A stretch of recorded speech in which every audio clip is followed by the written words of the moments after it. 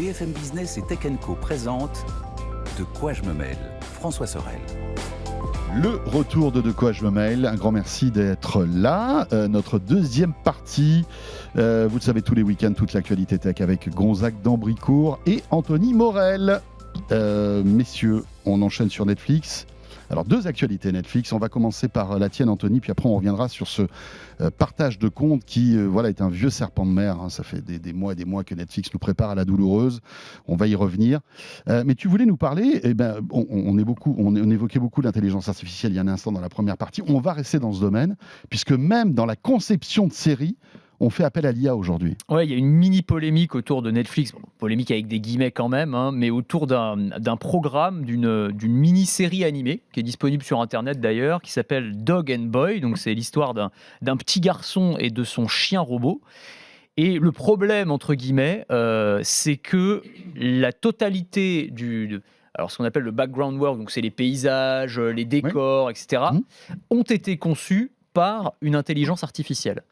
C'est-à-dire qu'on a mis les illustrateurs au chômage, plus ou moins. Alors, c'est pas tout à fait vrai, parce qu'on voit un peu comment ils ont travaillé. Donc, il y a quand même des illustrateurs qui ont fait une sorte de travail d'esquisse, si tu veux, qu'on a proposé à ce moteur, à cette intelligence artificielle, et l'IA ensuite a fait des paysages absolument magnifiques. Et donc l'IA est créditée au générique de la série. Tu as intelligence artificielle avec je sais plus comment elle s'appelle.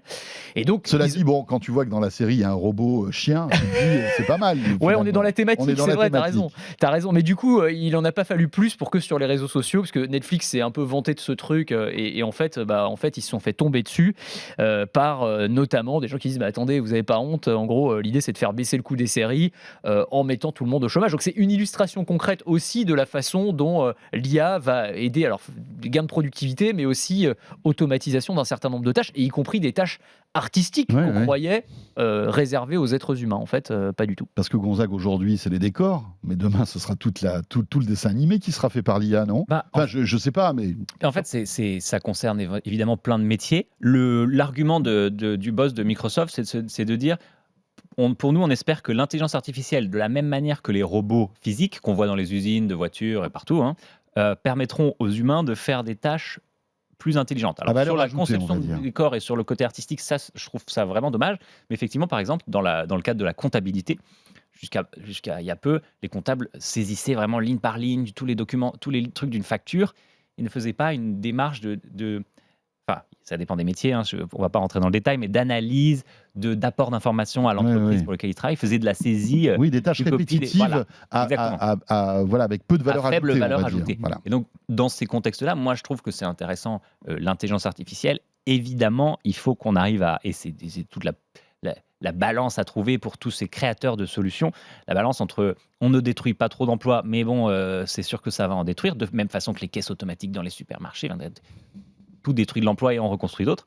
Et comment on fait pour continuer à utiliser le potentiel créatif, intelligent du cerveau humain qui peut quand même apporter les jolies choses qu'on connaît autour de nous. Ouais, c'est ça. Mais ce qui est marrant, c'est qu'en fait, il y a des levées de boucliers, parce que cette fois-ci, ça concerne finalement les boulots en col blanc, c'est-à-dire c'est les boulots à forte valeur ajoutée intellectuelle. Qui se sentaient pas menacés. Exactement, qui se sentaient complètement à l'abri, c'est-à-dire que l'automatisation, la robotisation dans l'industrie, aucun problème, tu vois, on remplace tous les ouvriers par des robots, il n'y a pas de souci, ça fait gagner en productivité.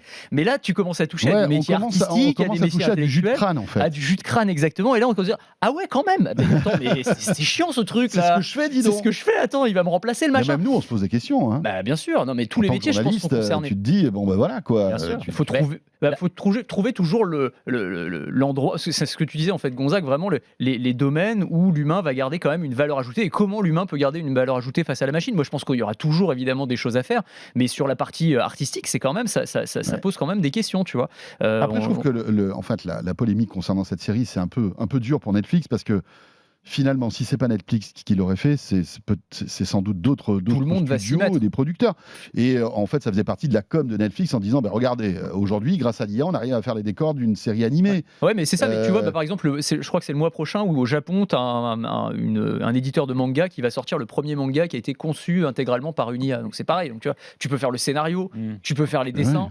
Tu vois, tu demandes à ChatGPT de t'écrire une histoire, il t'écrit une histoire, tu l'as fait illustrer par Midjourney ou par Dali, il te l'illustre, et tu as un truc qui sera peut-être pas aussi bien que ce qu'aurait pu te faire un illustrateur humain, mais qui sera à 90% aussi bien. Donc, tu vois, pour le consommateur lambda, c'est largement suffisant. Je me dis que c'est peut-être le job lui-même qui change. C'est-à-dire que de la même façon que le job d'acteur a changé, parce qu'avant, il tournait dans des vrais décors, en physique, et maintenant il tourne devant des murs de LED qui sont complètement incroyables. Si vous avez vu les derniers tournages des Star Wars, incroyable, c'est que du décor en écran. Mais c'est des écrans c'est tellement immenses. immersif. Et là, peut-être qu'aussi le métier de créateur, de dessinateur change, en mode j'ai l'idée en tête, mais je ne vais pas forcément totalement la réaliser moi-même. Et de la même façon, je pense que la conception assistée par ordinateur, le dessin assisté par ordinateur ont aussi changé ces métiers. Et peut-être qu'à l'époque, on tenait les mêmes discours en disant « Oh là là là là, mais qu'est-ce qu'on va faire du mec qui faisait de la gouache sur toutes les feuilles ?» Et les premiers dessins animés, c'était de l'animation. Enfin, en fait, ce débat, il existe à chaque fois. L'intelligence artificielle, elle a peut-être une vitesse supérieure et un impact supérieur sur le côté genre, on va me remplacer. Et puis bon, il faut quand même rappeler que Netflix utilise l'IA depuis de très nombreuses années pour les recommandations sur les séries, etc. Et je ne sais pas si vous vous souvenez de l'époque de House of Cards. J'avais entendu une histoire comme quoi le scénario d'House of Cards avait été généré par les requêtes des internautes et c'est par de l'IA en quelque sorte, parce que Netflix voulait pas rater son coup, c'était sa première grosse série et ils avaient pompé en fait tous les scénarios les plus on va dire séduisants pour une série grâce justement à l'IA. Donc finalement, et à l'époque c'était passé complètement inaperçu, moi ça m'avait choqué cette histoire-là un petit peu, je m'étais dit bon quand même, et finalement l'IA ne s'était pas trompée parce que House of Cards avait été un énorme succès, et peut-être qu'ils l'ont fait avec d'autres séries d'ailleurs. Absolument, mais j'espère que c'est pas un truc qui se généralisera, enfin qui deviendra vraiment la norme. J'avais entendu un peu le même genre d'histoire sur les Amazon Kindle, où en gros à partir de ce que lisaient les gens, jusqu'à quelle page ils allaient, les pages qu'ils relisaient ou sur lesquelles ils passaient le plus de temps, en fait, tu pouvais récupérer des métriques et il y a des auteurs qui s'en servaient pour créer des bouquins qui allaient potentiellement plaire au lecteur en partant de ces trucs-là. Et tu te dis, c'est un peu la négation de l'art, quoi. C'est la négation de la littérature du film. T'es pas censé faire un truc qui va forcément cocher toutes les cases de ce qu'attend une personne, quoi. T'es censé, au contraire, essayer d'étonner aussi avec des choses un peu différentes. Là, tu peux aussi aller vers une forme d'uniformisation, quoi. C'est un peu le problème. Après, c'est ce qui va, à mon avis, faire siffler la fin de la retraite, c'est le talent. C'est-à-dire que un romancier qui se prend ses métriques malgré tout et qui a du talent pour raconter une bonne histoire, il va la raconter de la même manière, sa bonne histoire, c'est ça. Probablement, mais bon, enfin tout ça est super intéressant. Dans l'actu aussi Netflix, c'est les partages de comptes. Alors là, ça fait un moment que alors, Netflix qu'est-ce qu'ils font pas. J'y comprends plus rien, moi. Ils y vont, ils reviennent en arrière. Alors, visiblement, et ça c'est tombé il y a quelques heures, Netflix revient sur le tapis avec ce partage de comptes et a lancé au Portugal, en Espagne, en Nouvelle-Zélande, je crois, et dans d'autres pays, l'option partage de comptes. C'est-à-dire que si vous n'êtes pas tous dans le même foyer, que vous partagez le même compte Netflix, eh bien, au bout d'un moment, encore une fois, l'IA de Netflix va détecter qu'il y a un bug, que c'est pas normal que, je sais pas moi, Anthony, tu es à Marseille et que tu bénéficies de mon compte, moi qui suis à Paris, eh bien, tu seras sommé de payer une somme supplémentaire. Ce qui est intéressant, c'est que cette somme, donc qui est de quelques euros, varie selon les pays. C'est-à-dire que au Portugal, je crois que c'est 3,99 €. Si tu es en Espagne, c'est 5,99 €. Et si tu es au Canada, c'est une autre somme. Donc ils le font en fait en fonction du PIB du pays, j'imagine, ou quelque chose comme ça, du niveau de vie des gens par rapport au pouvoir d'achat. C'est ce qu'on connaît du prix de l'abonnement à Netflix, du prix de l'abonnement à Spotify, à YouTube Premium, qui varie énormément d'un pays à l'autre, comme on en parlait avant de prendre l'antenne. 2 € pour YouTube Premium en Argentine versus 12 chez nous. C'est un peu la même démarche chez Netflix. Mais ce qui est marrant, c'est qu'autour de ça, du coup, ils lancent des fonctions pour essayer de faciliter cette transition vers, il va falloir payer les cocos, de transfert de profil. Avant, ce n'était pas du tout possible d'exporter ton historique de ce que tu as regardé vers un nouveau compte, etc. Et là, ils se disent, cette séparation de gens qui ne se connaissent pas vraiment, c'est ça. Elle va peut-être obliger à migrer. Et le truc en plus, c'est que en fait, le Netflix va limiter le nombre de comptes supplémentaires payants par abonnement. C'est-à-dire que si tu as un compte premium où tu payes quasi 20 $ ou 20 €, c'est que 2 comptes. C'est que 2 comptes éligibles au surplus. Heureusement, parce que sinon les mecs en feraient un business. T'imagines, t'achètes un compte et puis tu le sous-loues à 10 000 personnes, quoi. Écoute, moi je trouve ça, je vais peut-être pas me faire que des amis, je sais qu'on n'est pas complètement d'accord là-dessus, moi je trouve ça normal en fait que Netflix à un moment tape du poing sur la table.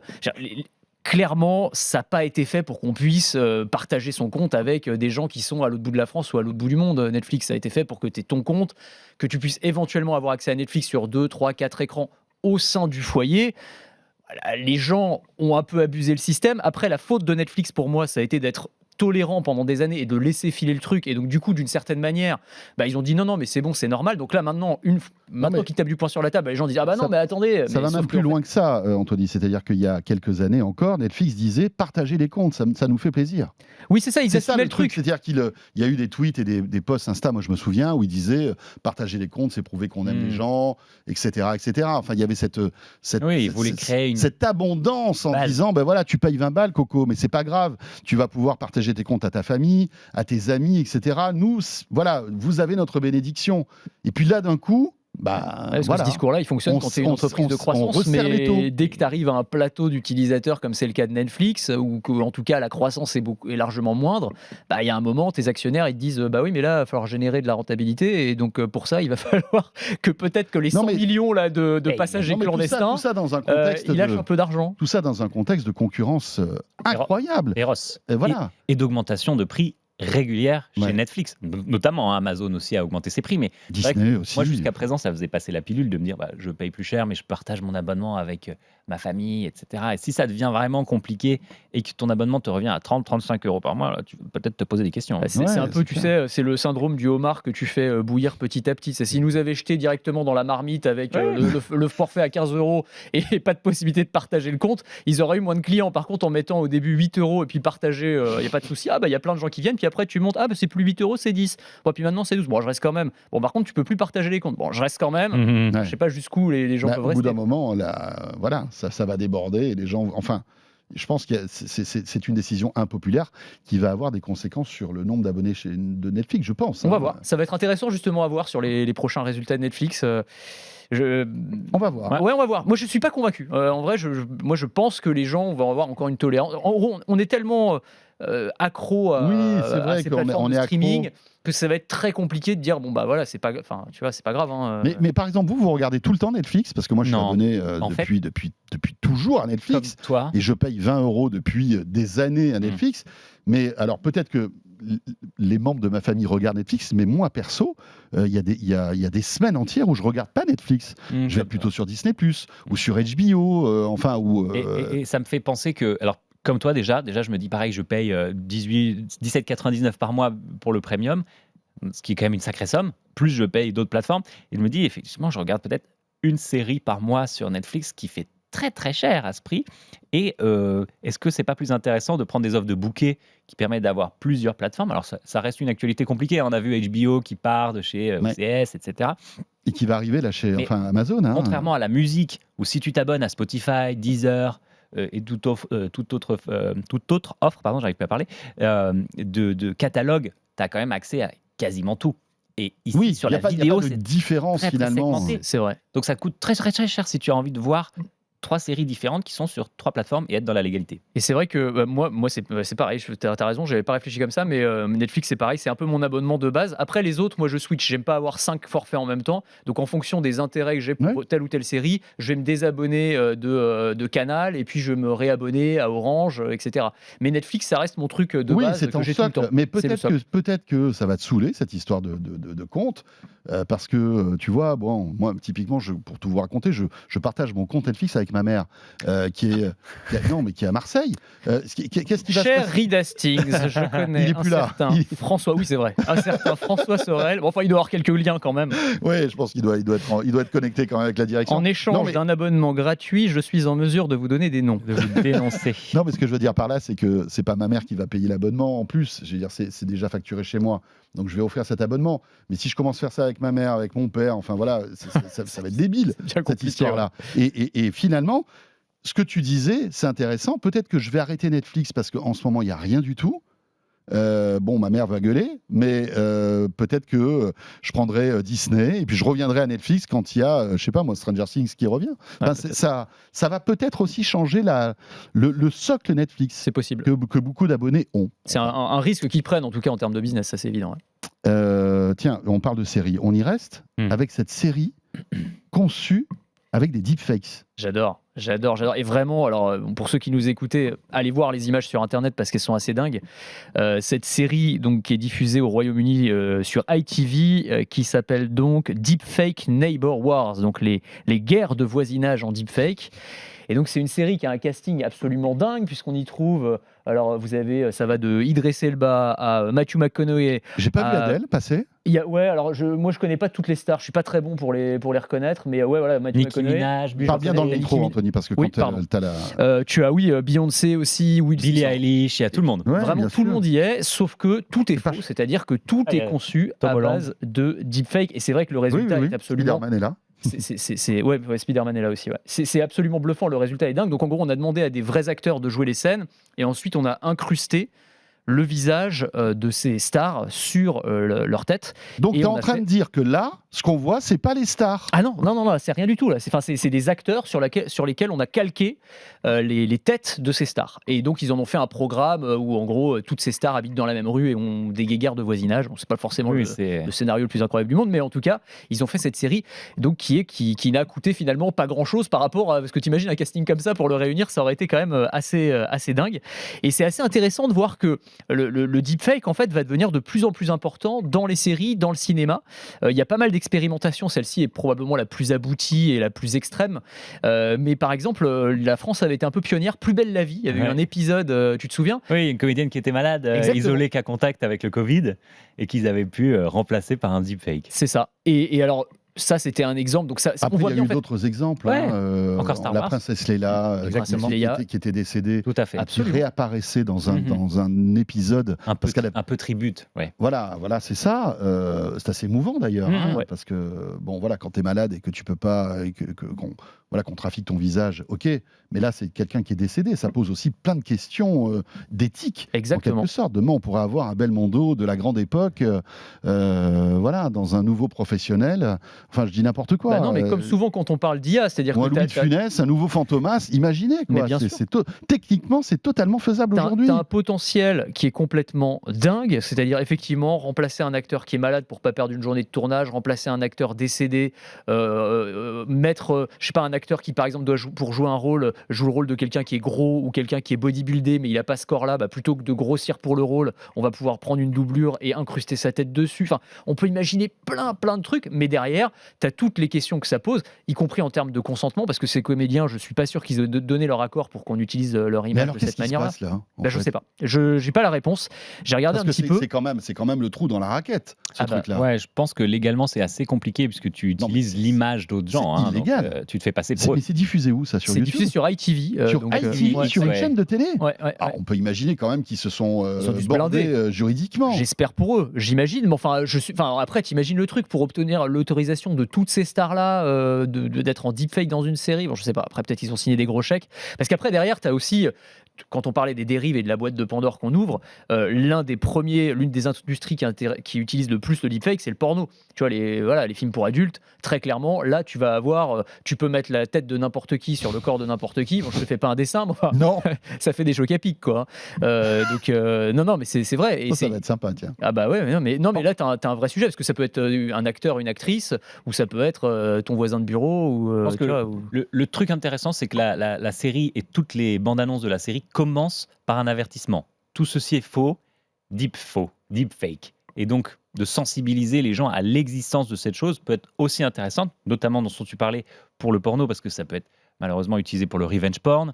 On en a entendu parler il n'y a pas longtemps avec un streamer qui avait en fond d'écran, enfin en fond de tab sur un navigateur un site de deepfake où il y avait des concurrentes YouTube. Donc tu te dis effectivement niveau éthique un petit peu compliqué. Donc le côté sensibilisation, il est intéressant, je trouve, d'expliquer à une population pas forcément au courant que ça existe. Ouais, c'est clair. Et puis imaginez, deepfake, ce de quoi je me mail, vous branchez ChatGPT sur nos visages en deepfake, Grave. qu'est-ce que ça donnerait, tiens? Ça serait cool d'essayer. Faudrait tester, ouais. Bah, tu sais qu'on pourrait tester. Non, alors, mais pour- tester 5 minutes, se dire, ben voilà, on se retrouve tous les trois, ben, c'est pas nous, c'est l'IA qui gère, et voilà ce que ça donne. Et tu te dis, tu demandes à ChatGPT, commenter l'actu. Alors même si on s'en fout, si c'est l'actu de 2020, c'est juste pour tester et voir ce que ça donne. Faut qu'on voit techniquement si c'est jouable, mais c'est vrai que ce serait une super bonne expérience, t'as raison. Et d'autant qu'on peut créer maintenant des clones vocaux. Il y a eu aussi ça, il y a eu aussi une polémique. Du 18 juin. Clones vocaux. Ouais, absolument. Du général de Gaulle qui a été reconstitué parce qu'il n'y avait pas d'enregistrement de cet appel, il n'y avait que les paroles. C'est ça. Et ils ont refait sa voix. Et tu as un outil là qui est accessible aujourd'hui qui s'appelle Eleven Labs et que vous pouvez tester gratuitement. C'est très étonnant. Alors, le problème, c'est qu'en français, ça marche pas très bien. C'est fait pour les Américains pour l'instant. Mais c'est assez dingue. C'est-à-dire que tu lui envoies un extrait vocal d'1 minute. Alors, plus l'extrait est long, mieux c'est. Mais ça peut être ta voix à toi, la voix d'un ami ou la voix d'une personnalité. Et ensuite, tu tapes du texte au clavier. Et tu vas entendre ce texte avec ta voix, tes intonations.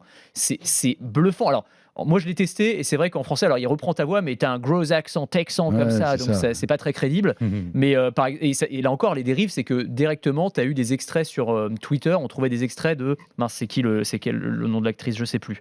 Enfin, une actrice connue qui lisait des extraits de Mein Kampf. Et tu entendais, c'était vraiment sa voix, mais on lui a fait lire des extraits de Mein Kampf. Donc, tu vois, ça va quand même très très loin. C'est la version moderne de, je sais pas si vous vous souvenez, les sites internet qui permettaient d'uploader ta graphie et de faire une police avec ton écriture. Là, maintenant, c'est avec ta voix, beaucoup plus voilà. Ça me fait penser à l'Hôtel du Temps. Vous savez, l'émission de Thierry Ardisson qui avait été diffusée l'année dernière avec Dalida. Oui, ça n'a pas duré, non ? Ça n'a pas duré, et c'est d'ailleurs, Thierry Ardisson a beaucoup souffert de l'échec de ce truc-là, qui était très ambitieux. C'était Dalida, en fait, qui répondait à des questions que Thierry Ardisson posait. Il s'était fait rajeunir, et bien sûr, Dalida, qui nous a quittés il y a plusieurs dizaines d'années, répondait à une interview un peu, comment dirais-je, mystique, en quelque sorte. J'avais complètement oublié ça, mais tu as raison. C'est exactement ça. Ouais. Il nous reste 2 minutes 30. Est-ce qu'on a le temps d'évoquer quand même l'une des grosses actus aussi du moment ? C'est la volonté du gouvernement de, on va dire, légiférer sur l'accessibilité des sites porno pour les mineurs. Ouais, puisqu'on en parlait effectivement. Alors c'est vrai qu'ils doivent annoncer, on n'a pas encore eu tous les détails, donc peut-être que d'ici la diffusion de quoi je me mêle, on aura plus de détails, mais en gros l'idée ce serait de limiter l'accès aux mineurs, c'est-à-dire en gros de faire en sorte que les mineurs doivent prouver leur identité. Aujourd'hui, quand on va sur un site porno, c'est pas très compliqué, on vous demande si vous avez si plus de 18 adulte ans. Ou pas, et si tu donc à part si vous êtes complètement idiot, normalement vous avez accès au site. Tu es majeur et déjà sur plein de sites comme ça, tu peux même pas dire non. Oui, c'est ça. Tu peux juste cliquer je suis majeur. Voilà. D'accord, ok. Donc, non, je reviens en arrière, évidemment.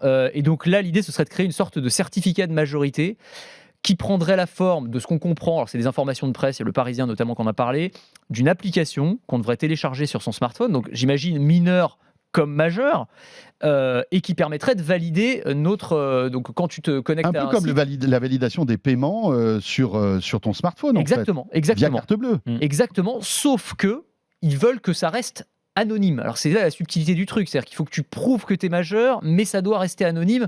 Et donc peut-être que les opérateurs entreraient dans la boucle parce que eux savent qui est mineur et qui est majeur sur le téléphone, et c'est eux qui peut-être donneraient cette information-là tout en anonymisant les données. Alors, encore une fois, on n'a pas tous les détails. Moi, ça me semble être une usine à gaz incroyable et surtout un truc qui est contournable en 3 lettres, c'est VPN. Tu as un VPN, globalement, l'application, le machin, tu t'en fous. De toute façon, le site porno, il croira que tu es aux États-Unis. Donc je pense que toutes les boîtes de VPN doivent se dire allez-y, sortez vite ce truc-là, ça va être cool. Ils sponsorisent toutes les vidéos YouTube que vous connaissez, donc déjà, ils font un business énorme sur les gens qui se servent d'un VPN sans même vraiment savoir pourquoi ils sont sur un VPN. Donc là, il y aura une raison presque valide de s'en servir si tu veux accéder tranquillement. Ça paraît compliqué tout ça. Il n'y a pas de solution magique. Je veux dire, si tu veux vraiment avoir un système qui empêche les mineurs d'y aller, il faut soit demander une carte d'identité, mais c'est ce que font certains États aux États-Unis par exemple, ou soit faire carrément de la reconnaissance faciale ou des trucs comme ça. Alors, sans aller jusque-là, mais par exemple l'Angleterre, ils testent un truc, c'est la reconnaissance, pas la reconnaissance faciale, mais l'analyse des traits du visage pour déterminer si tu es majeur ou mineur. Parce que tu peux en fait faire ça à partir de l'algo. Enfin, ça va quand même loin, hein, je ne dis pas le contraire. Est-ce que si tu vas sur un site porno... T'imagines un mineur se faire scanner le visage pour aller sur un site porno, enfin je veux dire, on est dans des situations... ou un majeur, parce que normalement c'est le majeur qui doit se faire... Ouais, c'est ça. Le mineur ne devrait pas y accéder. Non, mais voilà, c'est ça. Mais enfin, c'est les dispositifs techniques qui sont toujours un peu compliqués. Par exemple, la France, pour bloquer l'accès aux sites de partage en torrent, a fait interdire aux opérateurs la résolution des adresses. Mais en fait, n'importe quelle personne un tout petit peu motivée change le système utilisé change les DNS, accède à tous les sites. Bien sûr. Et bien voilà, ça sera le mot de la fin, messieurs.